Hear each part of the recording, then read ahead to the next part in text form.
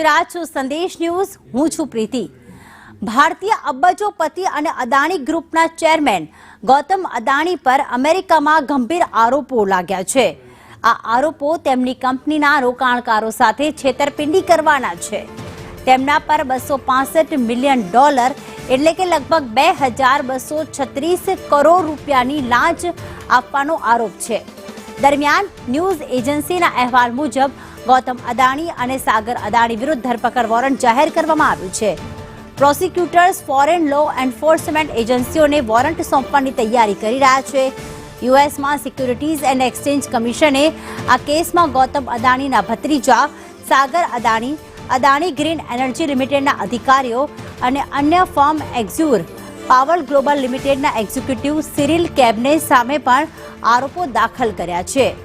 ગૌતમ અદાણી અને તેમના ભત્રીજા સાગર 7 અન્ય પ્રતિવાદીઓ સાથે તેમની રિન્યુએબલ એનર્જી કંપની માટે કોન્ટ્રાક્ટ મેળવવા અને ભારતની સૌથી મોટી સોલાર પાવર પ્લાન્ટ પ્રોજેક્ટ વિકસાવવા માટે આશરે $265 મિલિયન લાંચ ચૂકવી હતી।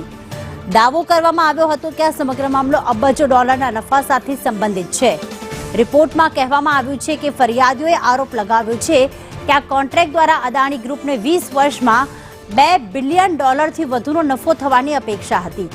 મહત્વનું છે કે અદાણી ગ્રુપ પર આરોપો બાદ આજે અદાણીની તમામ કંપનીઓના શેર્સમાં 20% જેટલો ઘટાડો નોંધાયો છે।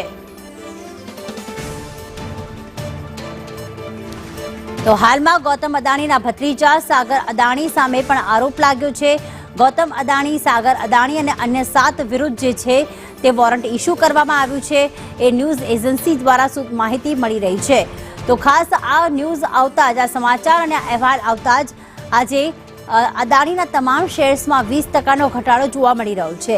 સરકારને અદાણી સાથેના સાઠગાંઠના પણ આરોપ મૂકવામાં આવ્યા હતા અને ગ્રીન રિન્યુએબલ એનર્જી, જે અદાણી ગ્રીન રિન્યુએબલ એનર્જી છે, તેમાં પ્રમોટર્સને ક્યાંક નફો અપાવવા માટે આ પ્રકારની લાંચ આપી હોવાના પણ અહેવાલ જોવા મળી રહ્યા છે। કોન્ટ્રાક્ટ અપાવવા માટે લાંચ આપી હોવાનો દાવો કરવામાં આવ્યો છે અને અમેરિકન કોર્ટે તે સ્વીકાર્યું છે અને જેમાં દોષિત સાબિત કરવામાં આવ્યા છે। સાથે તેના કારણે 2236 કરોડની લાંચ આપ્યાનો પણ આરોપ છે।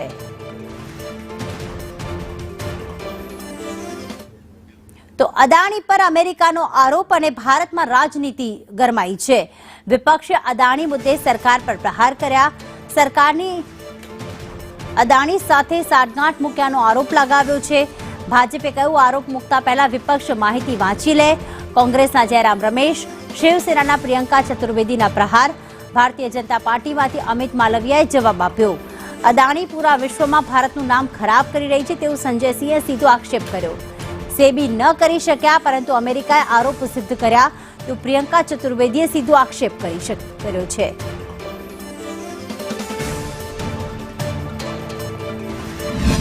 गौतम अडानी पूरे दुनिया में भारत का नाम मिट्टी में मिलाने में लगे हुए हैं। कभी ऑस्ट्रेलिया से उनके खिलाफ खबरें आती हैं, कभी मॉरिशस से उनके खिलाफ खबरें आती हैं, कभी मलेशिया से उनके खिलाफ खबरें आती हैं, कभी दुबई से उनके खिलाफ खबरें आती हैं।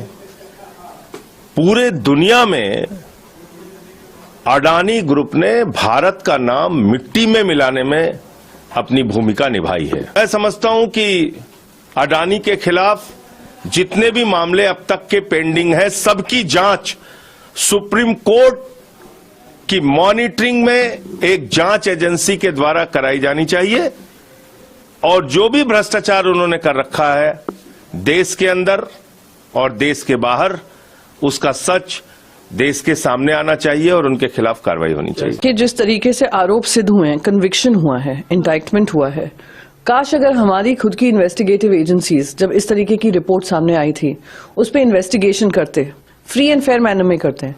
एक जो कॉर्पोरेट गवर्नेंस की बात करते हैं, कॉर्पोरेट रिस्पॉन्सिबिलिटी की बात करते हैं, कॉर्पोरेट अकाउंटेबिलिटी की बात करते हैं, उसको ध्यान में रखकर अगर इंडस्ट्रियलिस्ट पे कोई कार्रवाई इन द सेंस कि उनसे कहें नियम कानूनों का पालन करें, पर हमने देखा कैसे एजेंसीज भी उनको डिफेंड करने में लगी हुई थी। सेबी आज तक उन पे आरोप नहीं सिद्ध कर पाई है, बल्कि दूसरे कोर्ट्स में वो आरोप सिद्ध हो गए हैं।